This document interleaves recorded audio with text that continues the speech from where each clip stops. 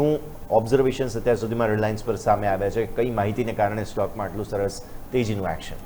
જી જરૂરથી હશે. અત્યારે જોવા જઈએ તો મેજરલી તો પહેલાં રિલાયન્સ જીઓનું જે આઈપીઓ જે હતું એની અનાઉન્સમેન્ટ થઈ છે, એના પછી સ્ટોકમાં સારી એવી તેજી જોવા મળી છે. પણ એની પાછળના ઘણા બધા રીઝન પણ છે.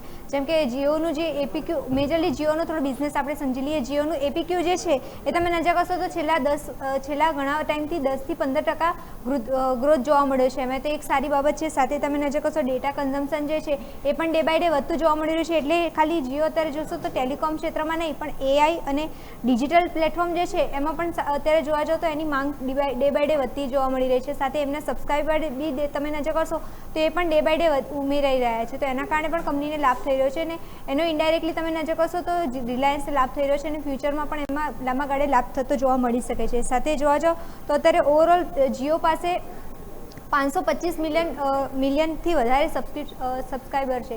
એટલે ઓવરઓલ જોવા જાઓ તો એની પણ તમે નજર કરશો એનો આંકડો તો ડે બાય ડે વધતો જોવા મળી રહ્યો છે. મંથ ઓન મંથ આંકડો જે આવે છે એમાં પણ સારો એવો સુધારો જોવા મળી રહ્યો છે. એટલે ઓવરઓલ જોવા જાઓ તો ફંડામેન્ટલ સારા થતા જોવા મળે છે. સાથે રિલાયન્સ તો તમે નજર કરશો તો છેલ્લા 20 વર્ષ પછી અત્યારે એક આઈપીઓ આવી રહ્યો છે.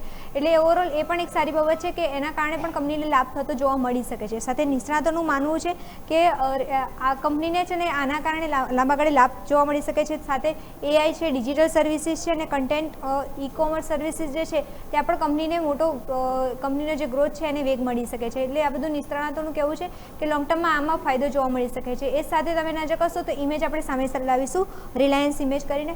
ઓવરઓલ જોવા જાઓ તો બ્રોકરેજ રિપોર્ટ આવેલો છે રિલાયન્સ ઉપર. ઓવરઓલ જોવા જાઓ તો ઘણા બધા બ્રોકરેજ હાઉસીસ તમે નજર કરશો તો પોઝિટિવ છે.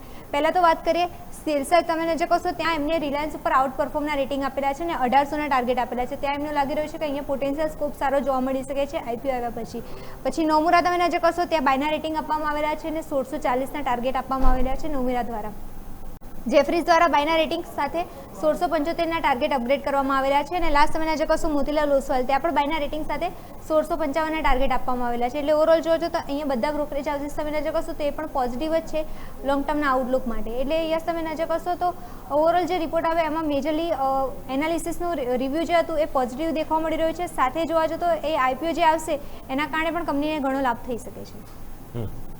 ઓકે, તો આ એક એક્શન અત્યારે ફિલહાલ બધું જોવા મળી રહ્યું છે. નજર રાખીશું. મિરલ, આભાર આપનો અમારા સાથે જોડાવા માટે થઈને.